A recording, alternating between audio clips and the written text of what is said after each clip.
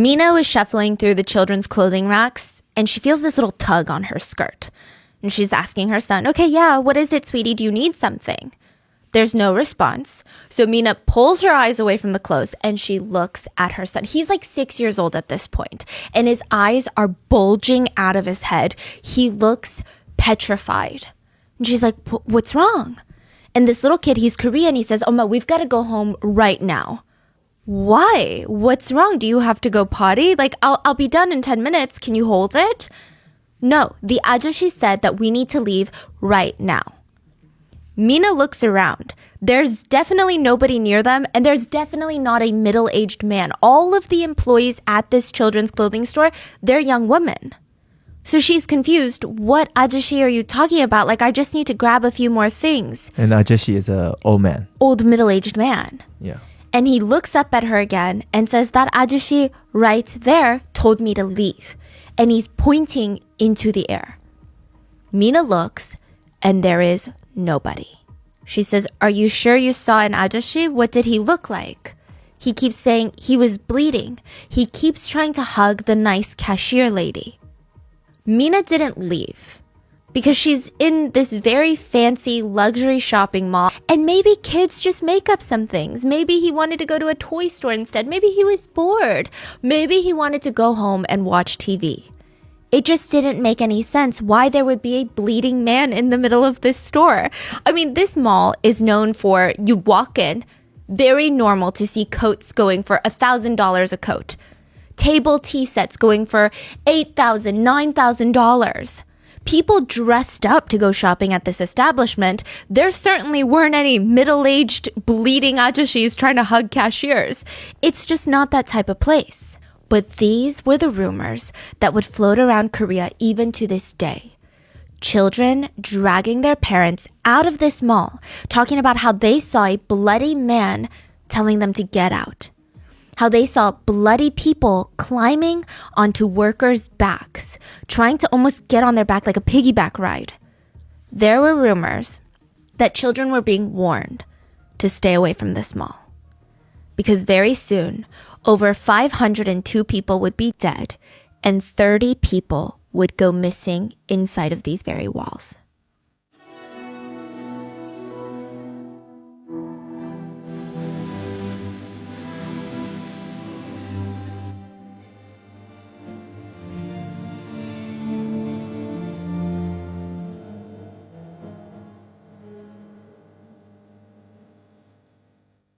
As always, full show notes are available at rottenmangopodcast.com. This is another Korean case. We had multiple Korean researchers assist in gathering of the facts on this one. But as always, please let us know if there's anything that we didn't cover or something that got lost in translation. I mean, it's a huge case, so I'm sure it's bound that we're going to have things that we didn't touch up on, but just let us know in the comments. So with that being said, let's get into it. June 29th in South Korea is almost peak summertime. I mean, almost every single person that walked into this Hamplung Mall said the same thing that day. 왜 이렇게 더워? Which is, why is it so hot? Like, why is it so hot? A lot of people were coming to the mall to avoid the heat outside. And usually these massive indoor malls, they blast the AC during the summer. You walk in, you feel that ice cold air smack you on the way in. Not today. The mall was more humid, more hot, clammy. It was so hot, it was difficult to breathe inside of the mall. It's like the AC was broken. The workers are profusely sweating, apologizing to the customers. Sorry, the AC's broken. I'm sure it's going to turn back on any second now. And despite all the heat, about 1,000 people were inside that mall when the whole thing came crumbling down.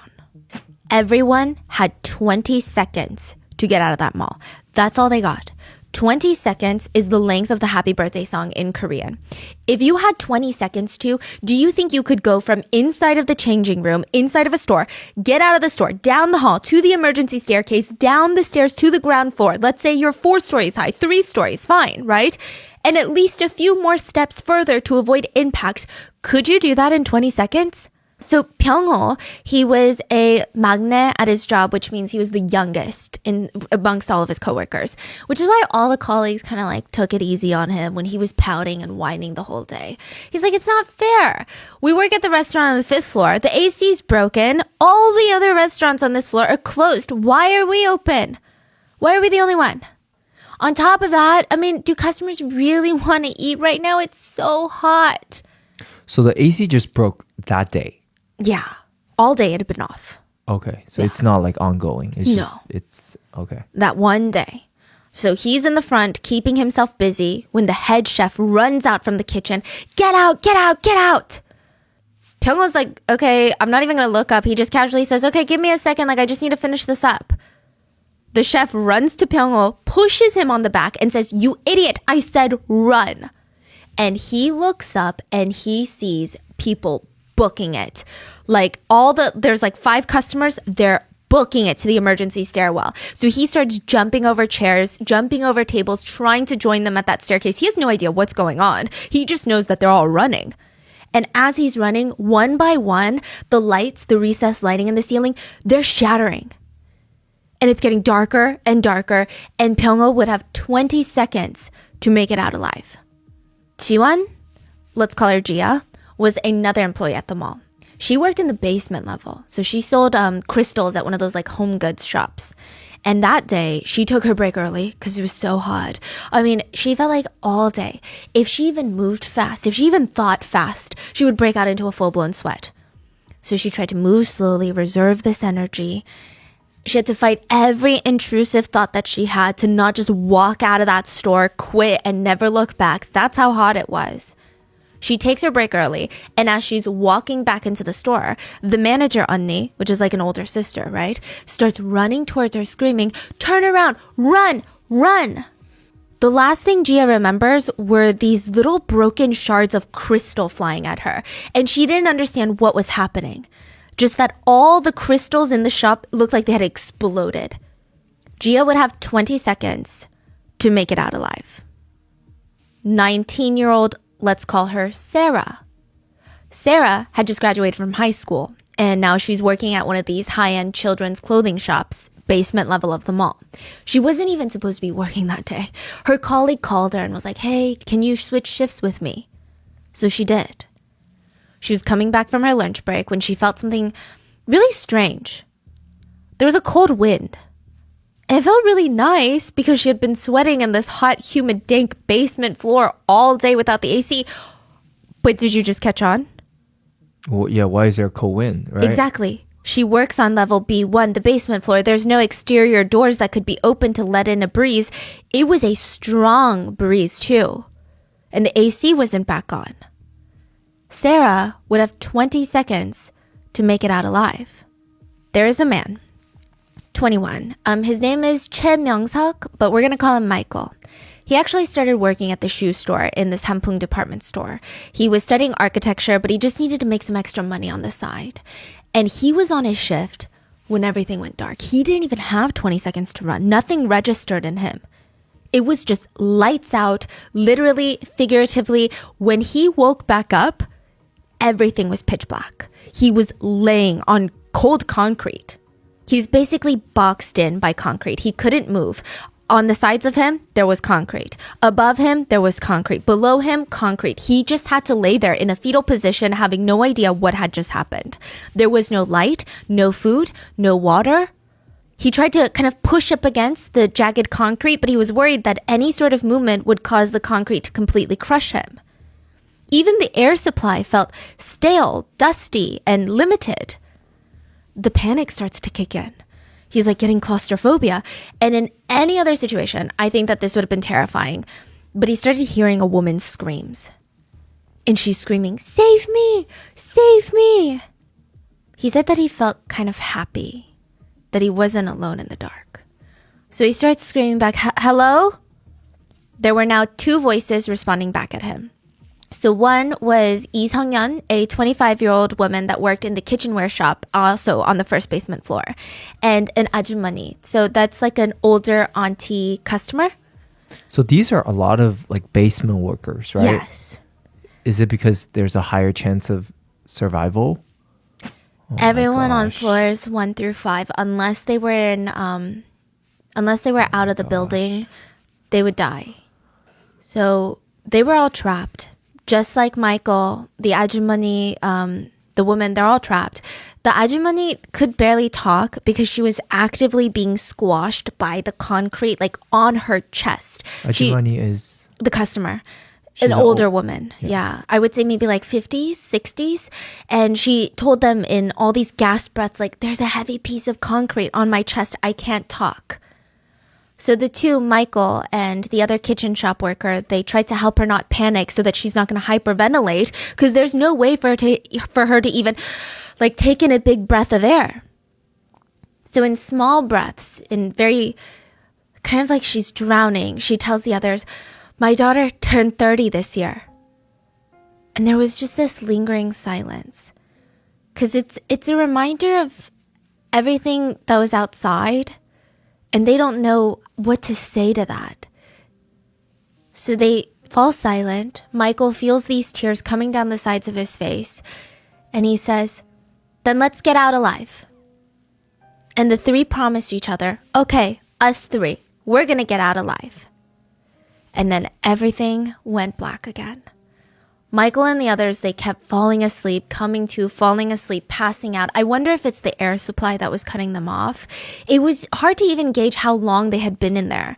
Michael asked the others, hello? How long have we been in here? The 25-year-old worker responded, but her voice sounded really weak. I think a day, maybe 2. I don't know. It feels like a week. Ajumani, are you okay? Silence. And then they started panicking. Ajumani, you have to wake up. You gotta wake up. Your daughter just turned 30. Michael would never hear her voice again. She was gone, and she would never get to see her daughter turn 31. Not long after, the 25-year-old kitchen worker called out for Michael and said, Michael? Yeah? I think I'm gonna go now. Please tell my family I love them. Michael said that after that, the fear of death had never been so strong. Like, he could almost taste it. It gripped his entire being. He said it's very hard to explain. He had never felt anything like that.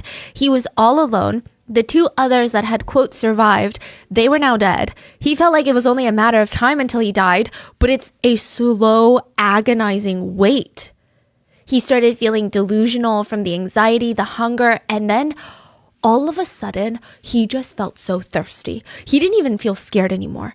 It was all he could think about was water, thirst. It's like he was going crazy. Right at that time, someone answered his prayers. While he was feeling delirious, water started dripping onto his head. He didn't even know if he was dreaming. He genuinely thought, am I hallucinating? Like, you know, when you see the lakes at the desert and you keep walking towards it? He thought it was that. But he scooted so that the water would drip directly into his mouth instead of his forehead. And he started drinking the disgusting water that was dripping into his mouth. He felt around with his hands in the dark, and there were these few pieces of like dusty, I don't even want to call it like paper, more like cardboard boxes. And he grabbed them, wet them in the water, and he slowly laid there, ripping it, shoving it in his mouth, chewing and eating it. He was so desperate to just fill his stomach with anything that acid was just killing him. Now, side note, the water that he's drinking and that he's wetting this paper with, it's not fresh water or even tap water. It has been through layers of concrete, dust, rust, and that's if there's no dead bodies on top of him. It was very risky water, but he had no choice. And that is what he would do for the next 11 days. That's almost 2 full weeks. In silence, alone in the dark, eating rusty, wet paper. It was dead silent for Michael. He had no idea that on the other side of all these layers and layers of concrete and twisted metal, deafening noise, they look to their left. I mean, some of them it's their right. And this entire shopping mall, one of the most iconic buildings at the time, because it wasn't even like an avalanche where which I know those things happen very quickly, but you watch those videos and you see things are slowly falling and you can't stop it, but it comes closer and closer. This was 1 second the building is standing up tall, totally fine. The next second, it's on the ground. All you see are skies. The first thing on everyone's mind was North Korea. We are under attack. This is a full-blown war. North Korea is attacking us. So a lot of people are running away from the building because they don't know, is North Korea going to attack another building? But a lot of people were running towards the building to try and help anyone they could. And it was like a group of zombies were seen walking out of the mall. Their faces, their hair, their whole body was white, like powder white. Some of them had even patches of bright red blood on them, but the rest of their bodies, powder white. Even their eyelashes were white. It's like someone threw bags of flour at them. There was so much sand, rubble, cement, particles in the air that anyone within an 80 feet radius from the mall was covered in white powder. Wow. At this point, breaking news is playing on every single TV station news network. Sampung department store has just collapsed. There are an estimated 1,000 people inside at the time of the collapse. As of right now, investigators do not know the cause of the attack. There is speculation that this could be the work of a terrorist attack by North Korea. So the first being that the left and right edges of this building have not collapsed. It's like someone cut out just 2 edges of a cake and then squashed the middle. But the sides are standing and now they're starting to kind of tip each way. So they're going to fall and hit some people. Is that? Yeah. Okay. So if you're standing in the middle of this rubble trying to dig out people, this falls, I mean, people are going to die. Oh, and they can they even knock it down? No. Because that will fall on more people. More people. So at any moment, it's at the risk of collapsing. I mean, it's like a domino waiting to topple over. It looks like a strong gust of wind could take it down. It's dangerous. And the second problem was, even though that we have all of this heavy machinery, right? We've got the helicopter, fork cranes, none of it could be used. The experienced rescuers, they point out, if we use this equipment and we're not precise, if there's someone underneath a piece of concrete, the machine could easily squash them. Or let's say we're trying to pick up that concrete, we could literally rip someone in half with a crane. We could literally rip their head off. Have you ever played pickup sticks? You get the same size sticks, you throw them, and then you have to take each stick out without moving the other ones. That's what this was a game of. And the stakes were really high. The rescuer said, I mean, people are going to die if we don't do this right.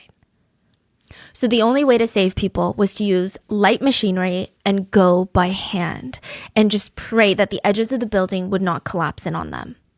So originally, the morale amongst rescuers was very, very high. I mean, it would be a miracle if anyone survived, but they at least had to try.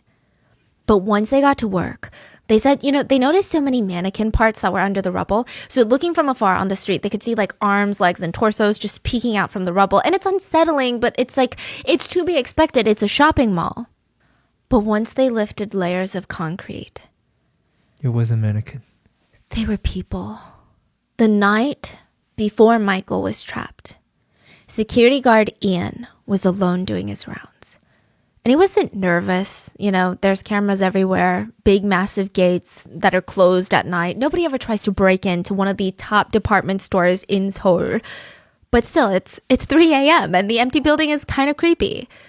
All the mannequins are practically glowing under the dim lights. And he has to walk from each floor to each floor. And like the echo of his footsteps, that's the creepiest part.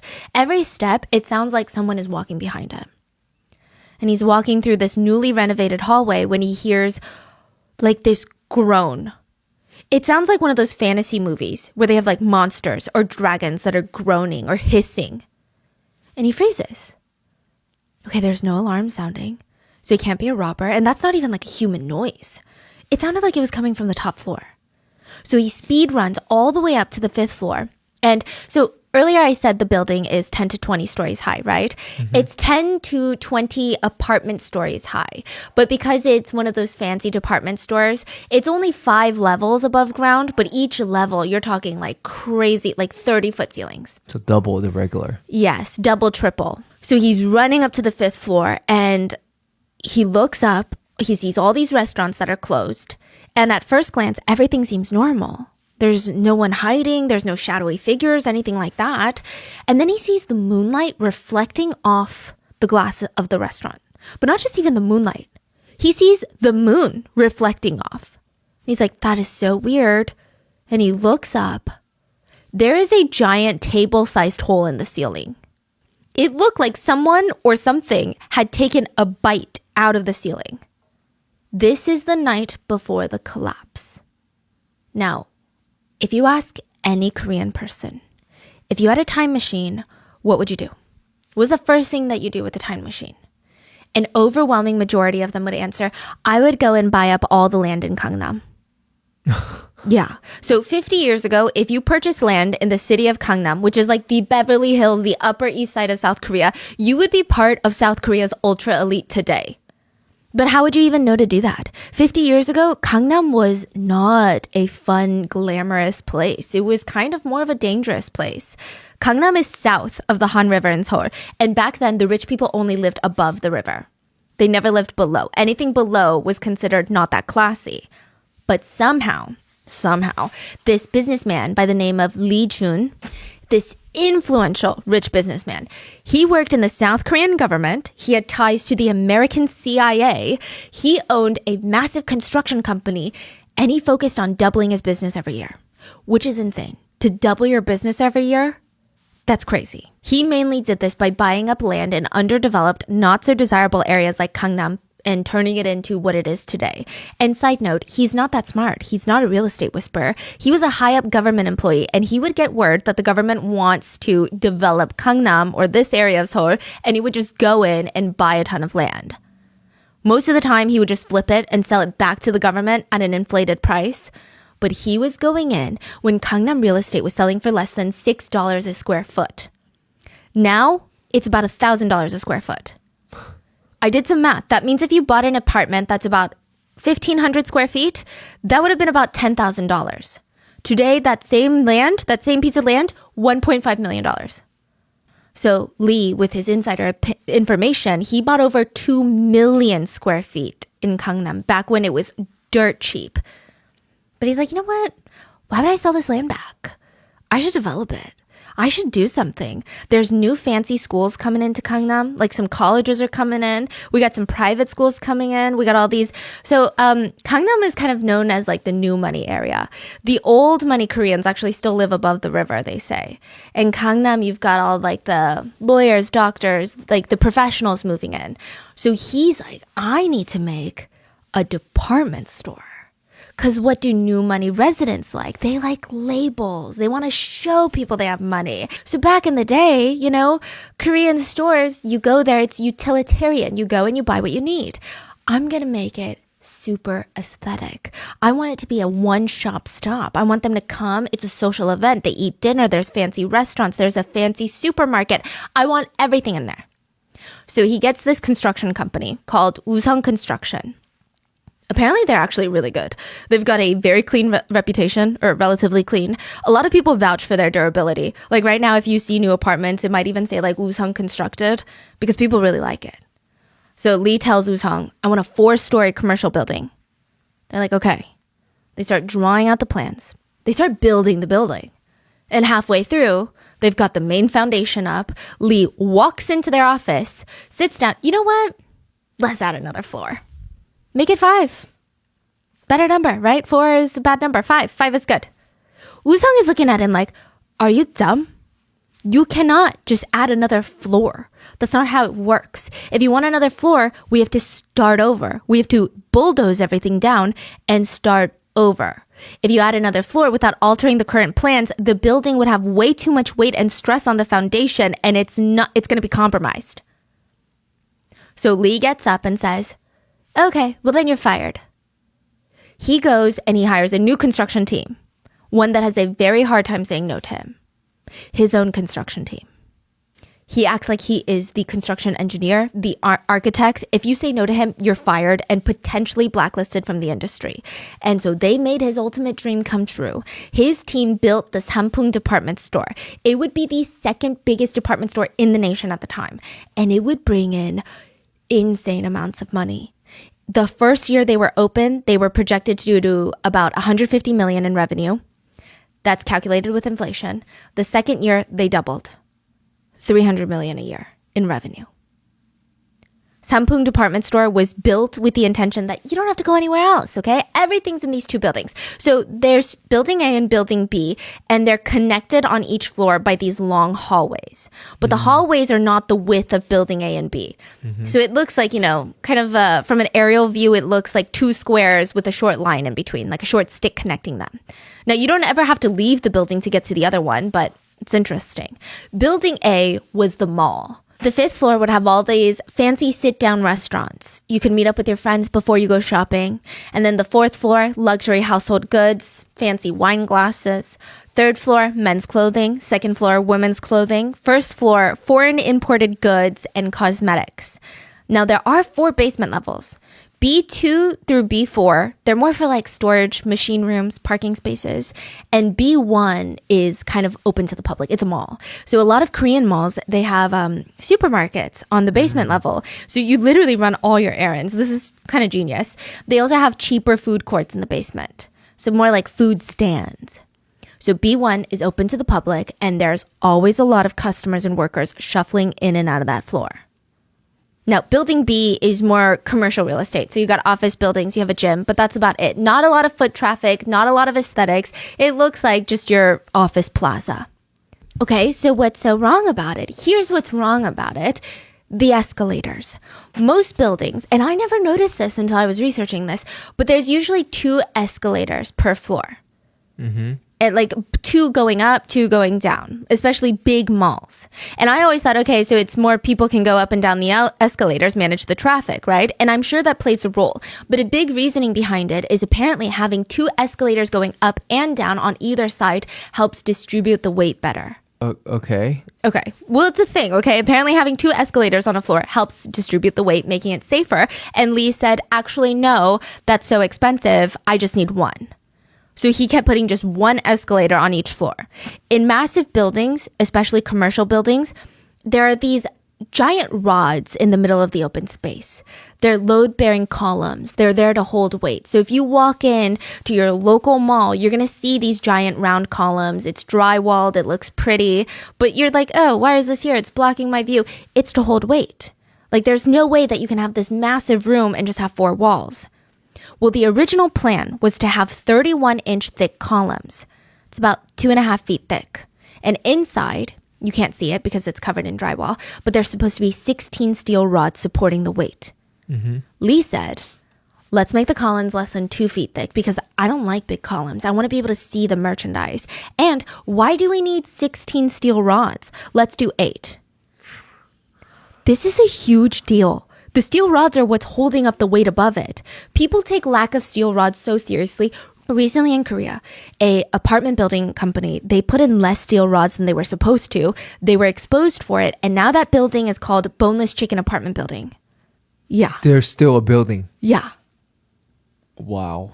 So I think it's up to code, but it's not as good or as much as other builders do. So they're called Boneless Chicken Apartment Building. Because why are you not, like, steel rods, seriously? Lee said that he hated the idea of thick columns, so let's cut it down. But that's not the only thing that he skimped out on costs. So this is going to get really complicated, but just like bear with me, it's so important. When you have a flat ceiling and a column right up against it, it's called flat slab construction. Or at least in Korean, that's what it's called.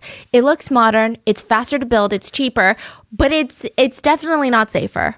It can cause something called a punching phenomenon. Imagine you've got a piece of paper and you're holding it down on a pencil. The pencil could easily punch through into the piece of paper. Yeah. Now, if you were to stick another circular piece of paper on the point of the pencil and then stick another paper on top, it's much harder for you to stick through, even though it's just paper. It's very hard to punch through 2 layers. That's the drop panel. That's what it's called. So think of it as instead of walking through the mud with sneakers, you're walking through with heels. The difference is massive. Yeah. Your heels are going to poke into the soil. Yeah. But Lee, rich businessman, owner of a crazy lucrative construction company, says, should be okay. He knew that this was a bad idea. He knew this was dangerous. but it saved him money. So he was all aboard. He said, you know what, it's fine. Columns are strong. But they're not, especially when you take out half the steel rods, like half the skeleton of the column is now gone. But the worst, the biggest hazard of this whole building was the 5th floor. It should not have existed. The building was not designed to hold the weight of another floor. It sounds like, it's just another floor, but that is an additional 25% of the overall weight added, if not more. That is huge. At first, he told his team, it's going to be for a roller skating rink, which honestly would have been a lot safer.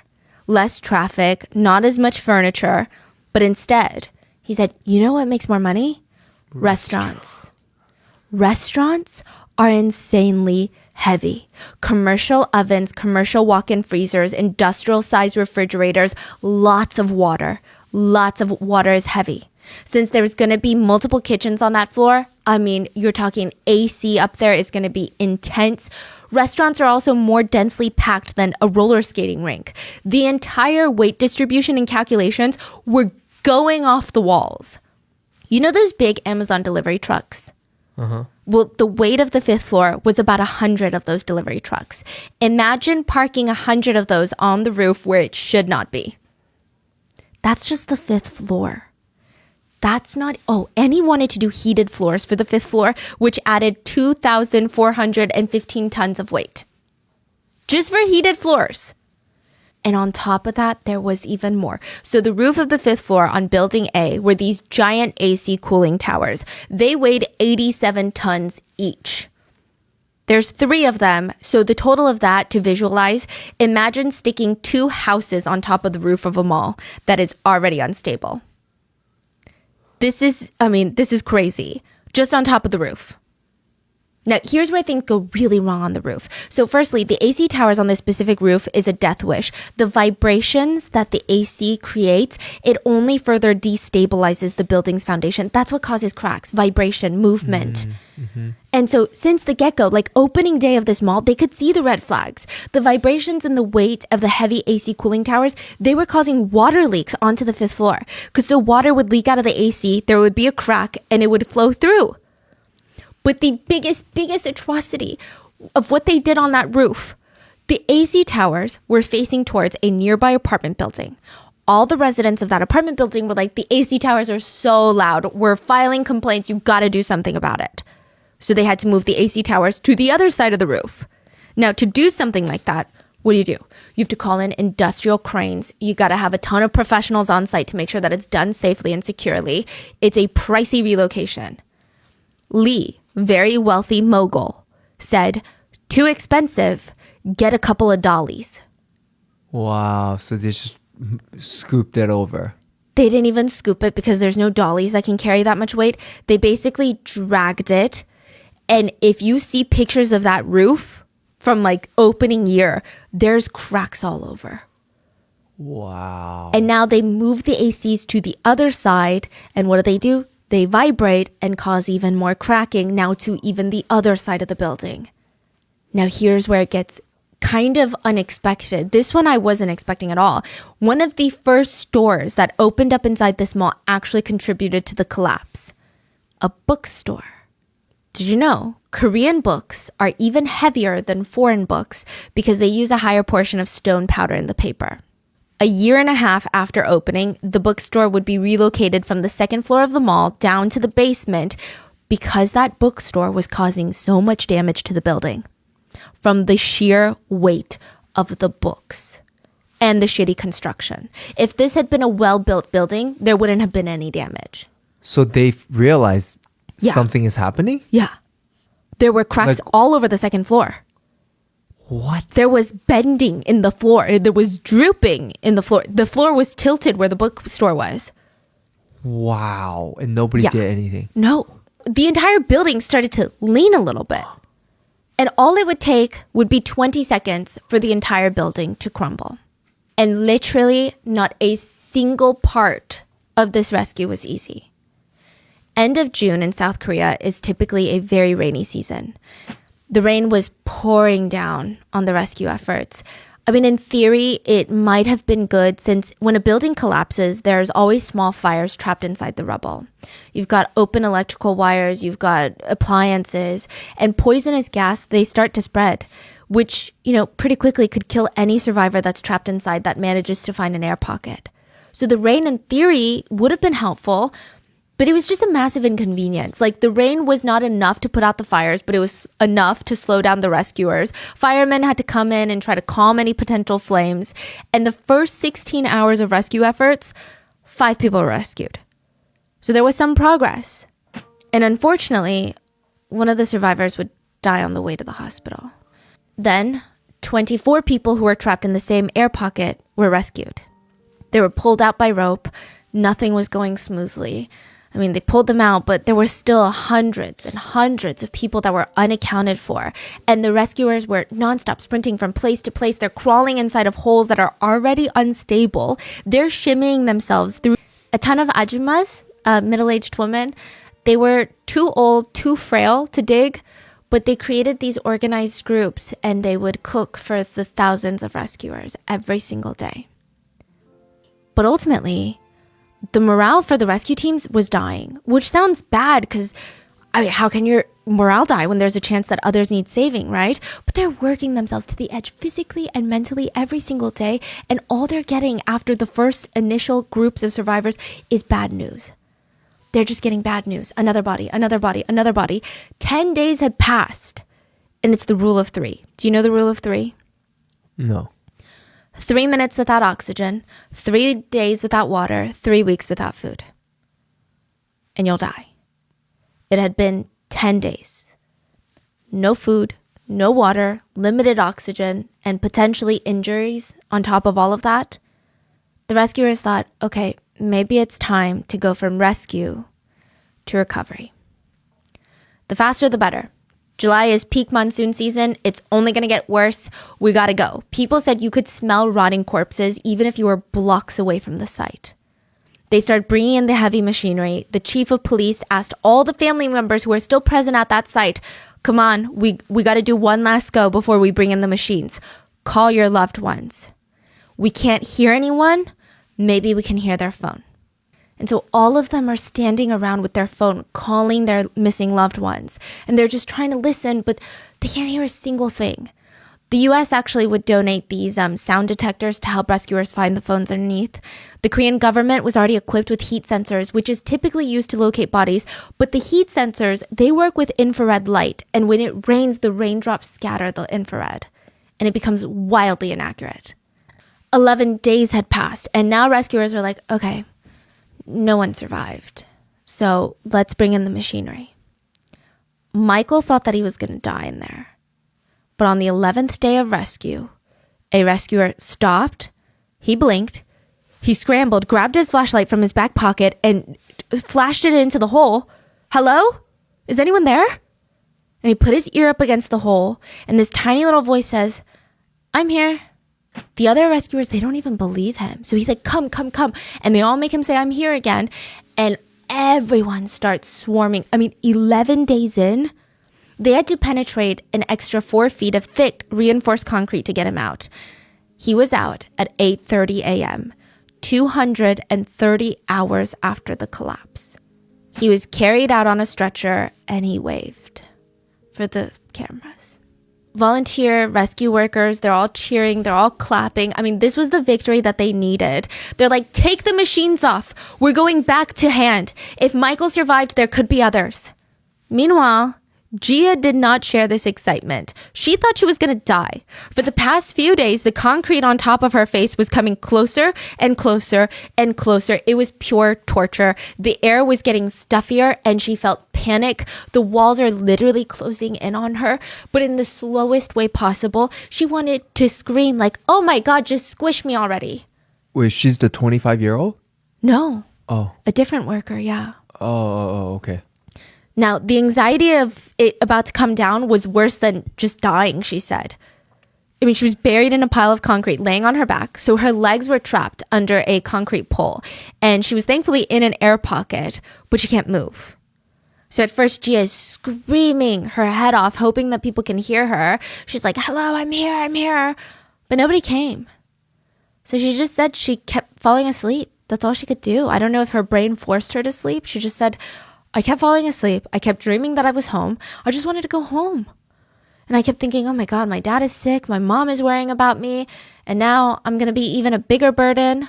58 hours passed. So like 2.5 days in. Remember the rule of 3 minutes, 3 days without water, 3 weeks without food. 2.5 days in, she's so thirsty. At this point, she can't even think about anything but her thirst. And water starts flowing. And she takes a sip and she immediately coughs it out. She had rust water coming in. She waited till more water came in, and instead of letting it flow directly into her mouth because it tasted so disgusting and rusty, she grabbed a piece of her clothing, soaked it in the water, and then just kind of wet her lips with it. She had no idea how many days had passed. All she knew was she was starting to hallucinate. The part where her legs were trapped, she felt like her legs were walking. She felt like her legs were floating at one point when it clearly wasn't. She was like losing her mind. She was losing sensation in her legs. She just kept going back to sleep. And then the next thing she knew, there's heavy machine sounds and the concrete's just getting closer and closer and closer. Would they push the concrete until it completely suffocated her? Would they push the concrete till it squished her? Like, what's going to happen? Would the excavator just come down and rip her up? Her bottom legs are stuck, so she'd be ripped in half. Gia felt terror. Sheer terror. She only had like 10 inches left when all of a sudden she hears a voice. Stop! Stop! Do you hear something? At around 2 p.m. on the 13th day, Wow. a rescuer saw her foot. And they yelled, "If you're alive, move your feet!" Gia tried to wiggle her toes, but she didn't even know if it was wiggling because she lost sensation a long time ago.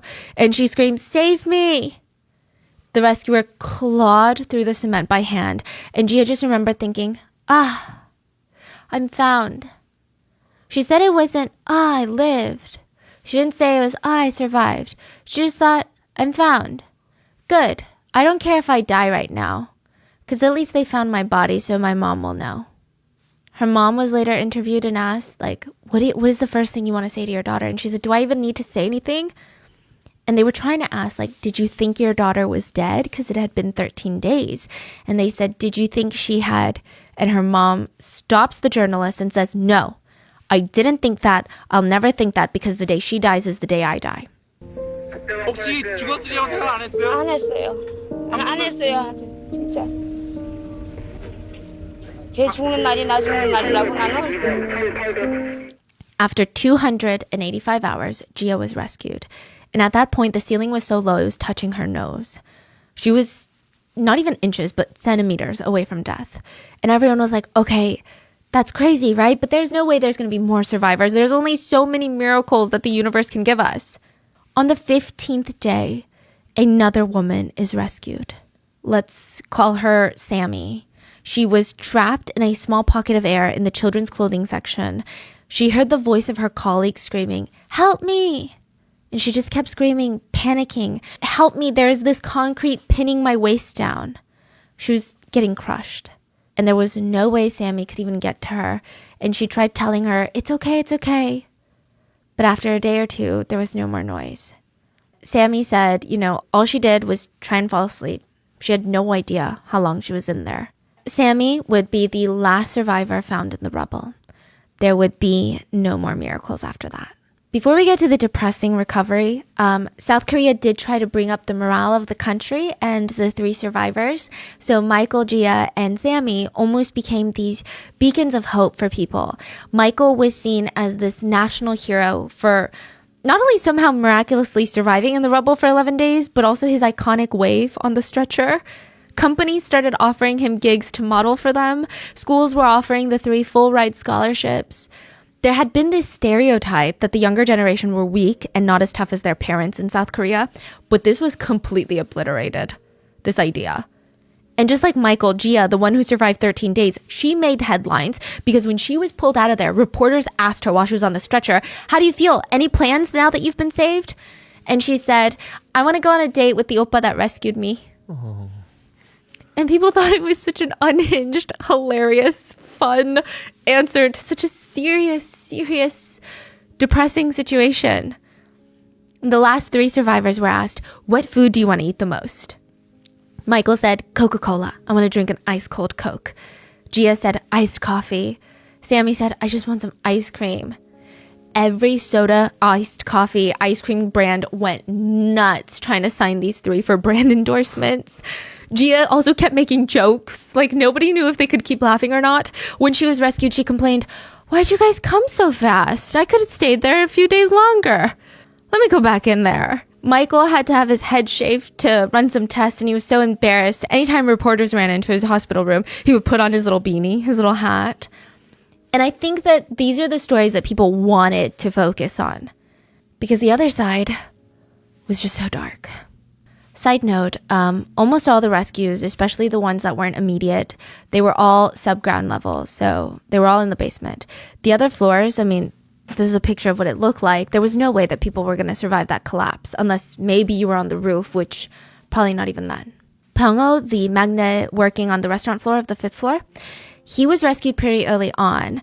He had made it kind of basically out. I think he was hit by just some debris. And he said, every single person I spoke to that day, the head chef, my colleagues, customers, I would later see all their names written on the deceased list. Another survivor said, I just don't understand the point of life anymore. Like, the people that died, there were nice people. There were really rich people. There were workers like me. There were people who went to church. There were people who studied really hard. Yet everyone died without even a chance to fight for their lives. So what is the point of anything at all? Families of victims said the nightmare was just never ending. I do want to say that the rescue efforts were admirable. The rescuers, they did everything. But the system itself was flawed. Korea didn't have a strong system to respond to these types of crises, which, like, I don't know if they still do with after Itaewon and Seoul, but at the time, it was so disorganized. Family had no idea if loved ones were alive, survived, deceased, at a hospital, which hospital. Nobody had a clue. The site was left open for people to just come and volunteer. And so a lot of people did come and volunteer, but there were also a lot of hyenas. What do you think the hyenas did? They were dubbed hyenas by the media. About 400 hyenas were arrested during rescue efforts. Families are crying. Rescuers are risking their lives. God. They're stealing stuff? They're pretending to help and stealing designer goods. Wow. When one was arrested, they just callously responded, well, they were all going to go to the dump anyway. Another man was caught volunteering wearing 10 pairs of designer pants. 10 pairs. When asked, why the hell were you stealing 10 pairs of designer pants? He said, what are you talking about? I was saving lives and I got cold in the middle of June. So I just put on whatever was near me. Meanwhile, Mr. Jung was at work when the building fell. He's an attorney, and he didn't hear about it until way later. He was at a 회식 with his coworkers, and they were drinking, they're eating, and he just had this pit in his stomach when people were like, oh, you didn't hear about the mall?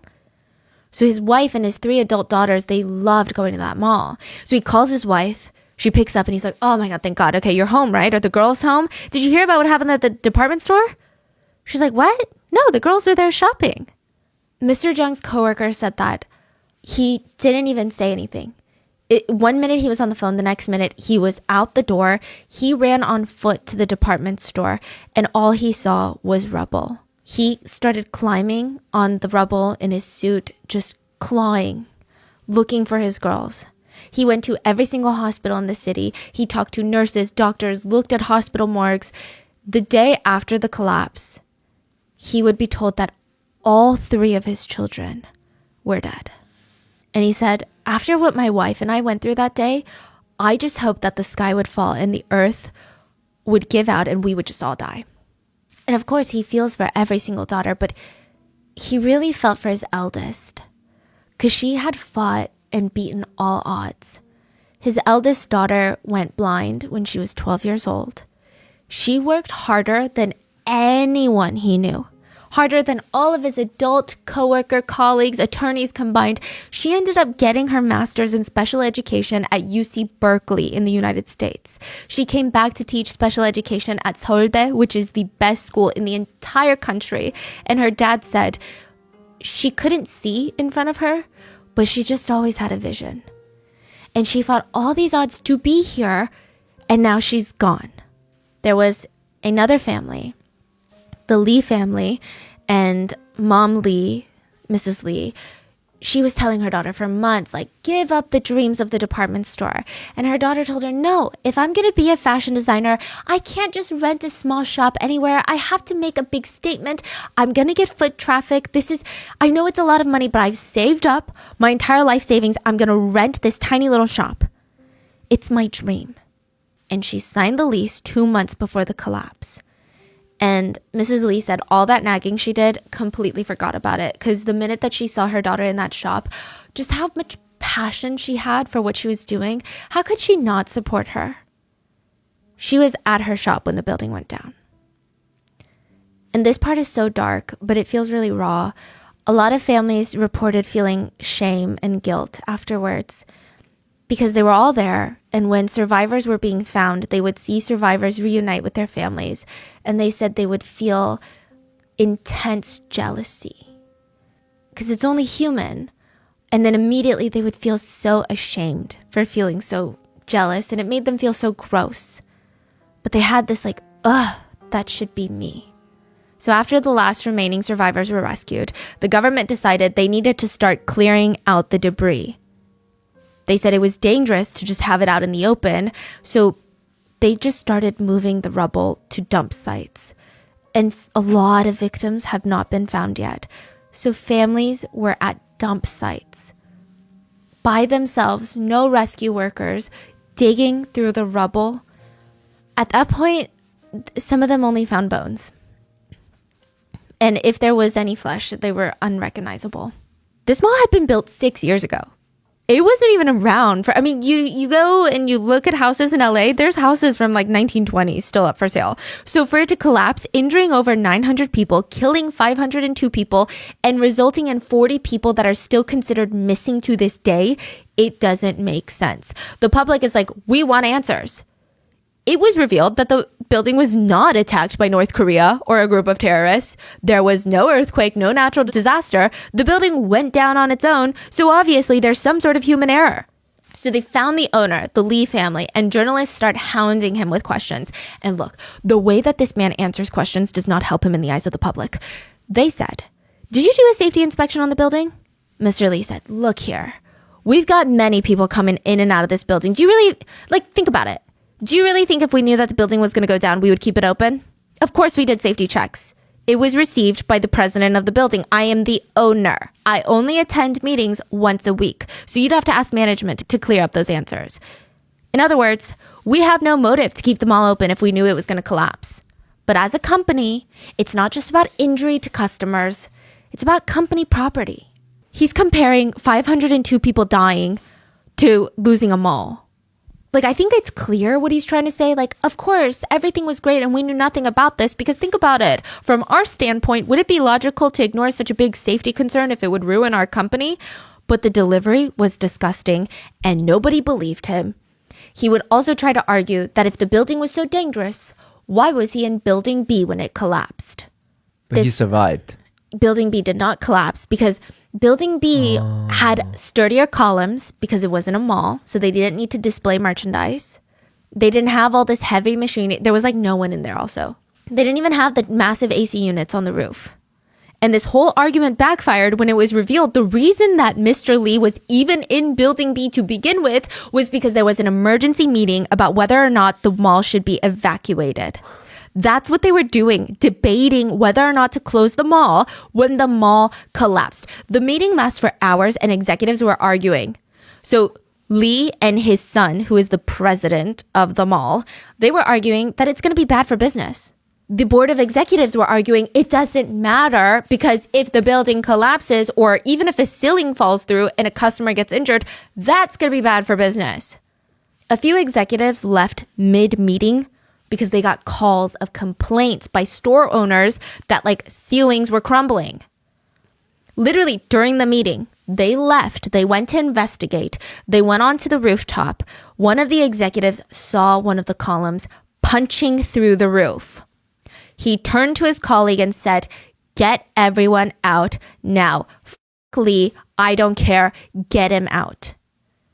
They were on the way downstairs when the building went down. The other executives and the Lee family were still arguing when all hell broke loose. People are sprinting towards exits. People were being pushed into clothing racks because now you could hear the groaning. Like once that groaning hit, you had 20 seconds to get out. Some people were in their underwear just making a run for it.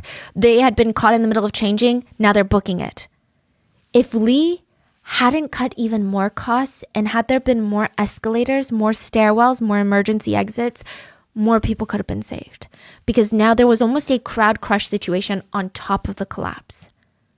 A domino effect took over. The 5th floor ceiling fell through and now it was on the 4th floor, holding the weight. But that was about to crumble and then soon the 3rd floor and it would just all pancake in 20 seconds. Nobody had a warning. It looks like one of those aluminum soda cans that you step on. The executives in the Lee family heard. They ran out, ran to the hallway, and it's just a cliff. And they see the building on the ground. But still, Chairman Lee acts like he knew nothing. Okay, whenever he was interviewed by journalists, he would make it about himself. One journalist asked if he had anything he wanted to say to the victims' families, and he just said, "Do you think I wanted this to happen? I have nothing to say." What's crazy about all of this and this whole family is that Lee's daughter-in-law, so the president of the mall, his son's wife, was in the building when it was collapsed. She was rescued early on. She refused to give her name to rescuers, and people thought that was weird. The rescuers were like, what? Like, you don't want your family to know that you're okay? Everyone that could talk was giving their name so that your families can find you. But the very next day, they saw that same woman they rescued on the news standing next to her husband and her father-in-law, showing her full support. Wow. So a full investigation on the cause of the collapse was ordered by the government, and it revealed a lot. I mean, obviously it revealed all of the things that I've mentioned before, but on top of that, Chairman Lee was known to constantly change the interior of the mall, like he was just changing clothes. He would rip out perfectly acceptable lighter wood floors and put in super heavy marble flooring. He did not care about durability. He wanted it to look expensive because more people would come and they would shop and he would make more money. That's all he wanted, more money. He would knock down interior walls to make more space for merchandise. And with all the new renovations, there were more customers. And it's not like the building crumbled out of nowhere. There were literal bright red warning signs that the Lee family and the executives, they were made aware of. 2 months before the collapse, a thin line emerged on the ceiling of the 5th floor. It was more of an eyesore than anything, but every now and then, tinkle, tinkle, there'd be dust landing on people's faces coming from that crack. Like, that's kind of crazy. If you were dining at the restaurants, your chopsticks would slowly roll to the side and off the table because the floor was tilting, but all the customers thought, oh man, what's wrong with this table? No one thought it was the floor. No one thought it was the building that was leaning. Workers on the restaurant level, they would put in a container of raw veggies on the fridge shelf. It's like an industrial walk-in fridge. They would walk back in and it's like slid all the way to the wall. They'd put it next to the door. It slid all the way down to the wall, like 5 feet down to the wall. Why would it be sliding? That didn't make any sense. The floor of the 5th floor was tilted at a 15-degree angle. The tilting got so bad the 5th floor restaurants had to be closed. They requested civil engineers to be called in for an inspection. And the main person that called was Lee's son. So he's there with the inspectors and they're like, yeah, this building is in imminent danger of collapse. The only option that you have in situations like this is to evacuate, close the entire building down, and we can game plan on what the next steps are. So they already know this before. Way before. Yeah. Like 2 months before. And he's like, okay, let me think about it. He didn't think about it. Instead, he hired workers to just hide the cracks by adding more grout and plaster. He was like, as long as the customers don't see. Because this month was crucial for them. June and July were the summer sale months. This is another illegal thing that they're doing. In South Korea, you can only have a sale for 2 weeks. I don't know why. I guess it's so that stores can't try to manipulate you into buying things, right? 2 weeks. The sale is scheduled for July when everybody else has the sale. But the Lees were like, we can be smart. We're going to get our VIP clients early access. So we're going to sell them the product since they're our VIPs, we know them, and we're only going to run their card at the sale prices in July, but they can come during June. and they had a lot of VIPs. So June was a very busy, high traffic month for them. Crazy busy. 10 days before the collapse, a customer was sitting at their table on the 5th floor to eat, and the whole thing started shaking. She said it was so strange. She thought it was an earthquake or something. But when she told her friends that weren't at the mall, they were like, what are you talking about? There was no earthquake. There was nothing on the news. 5 days before the collapse, another customer was on the 5th floor eating when it felt like someone doused a bucket of water on their head. And she's like, what the hell? Looks up. There is like a droopy hole. It's not even just a hole, but like a part of the ceiling that's drooping down at the end. There's a hole. The employees were made aware of it. They tell upper management, and they're like, it's just Sampung's shitty construction. They did not think that water leaks were even in the same possibility as a building collapsing. The night before the collapse, the security guard noticed the sinkhole in the roof, and he called Lee's son and was like, sir, there's a literal sinkhole on the roof.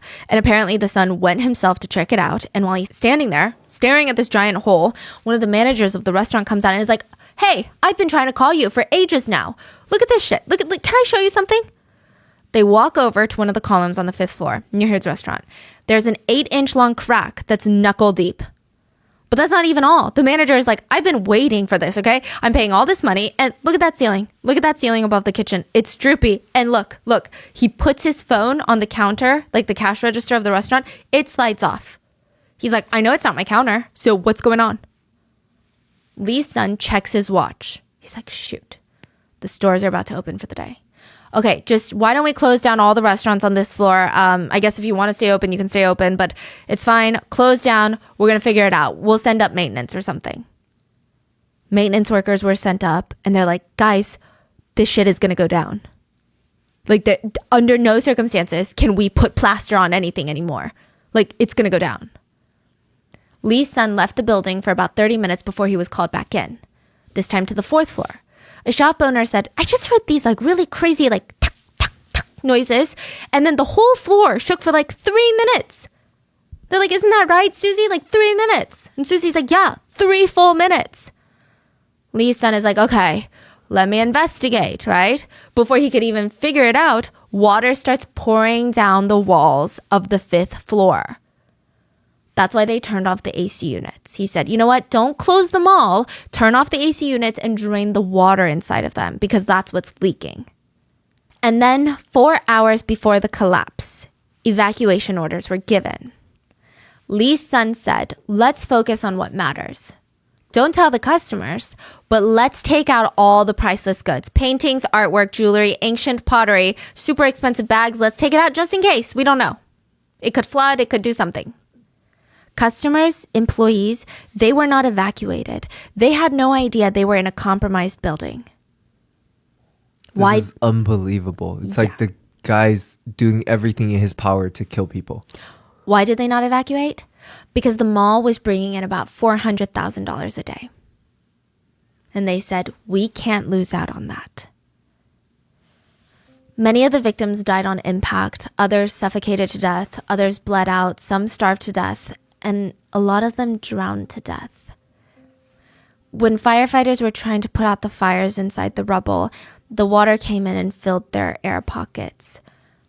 Some of the other survivors could hear them drowning, and the firefighters that worked that scene, I don't think it's their fault. I think they did their best considering the information and tools they were given, but they still have PTSD. They have nightmares about it. They said they will carry around the guilt for the rest of their lives. In the end, the court sentenced Lee Jun, the chairman, to 7.5 years in prison, and his son got 7. You look so shocked, right? But this was actually a big deal. This is what's even crazier about this case, okay? Is the fact that, to me, I'm like, 7 years, that's nothing, right? In Korea, this was landmark. This was crazy that they got 7 years. I mean, people, don't get me wrong, people were still upset it wasn't enough, but a lot of people being very cynical, skeptical, and just realistic, they weren't expecting the Lee family to get any jail time. Not saying that they didn't deserve it, but that was the track record for the government.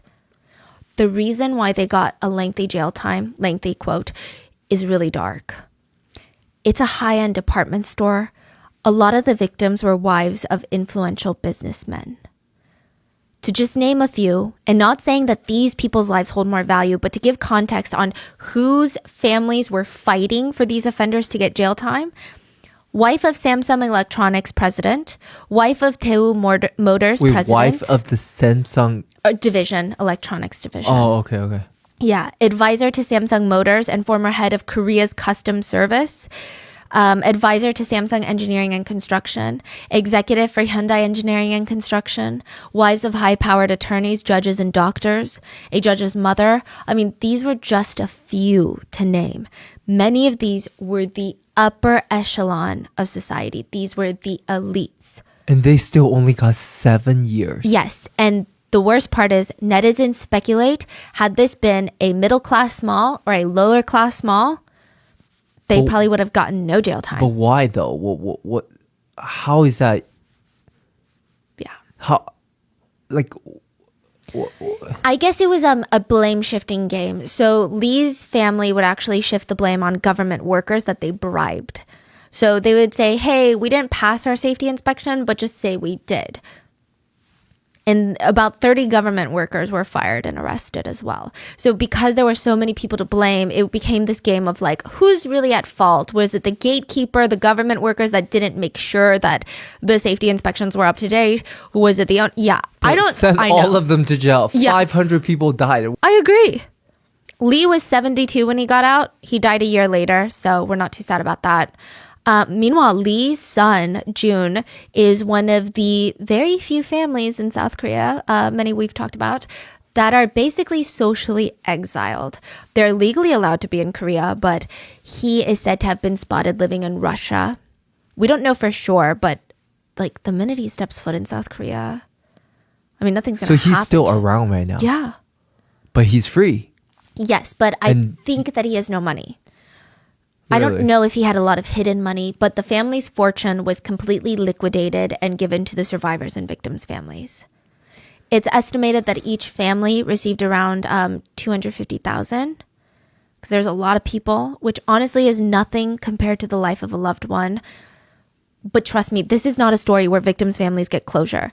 500 plus people died. Like, that's a tragedy that is going to be felt nationwide. I mean, think about the spider web of people that are either directly or indirectly impacted by this level of loss. Well, the president of South Korea was asked to say something to the victims. And he said, the collapse of the Sampoong department store today was 21 days ago.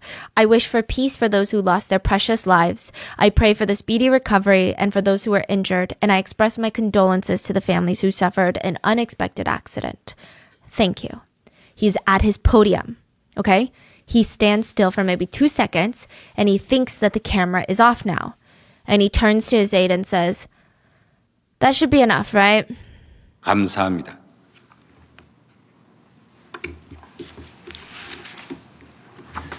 그럼 되겠지.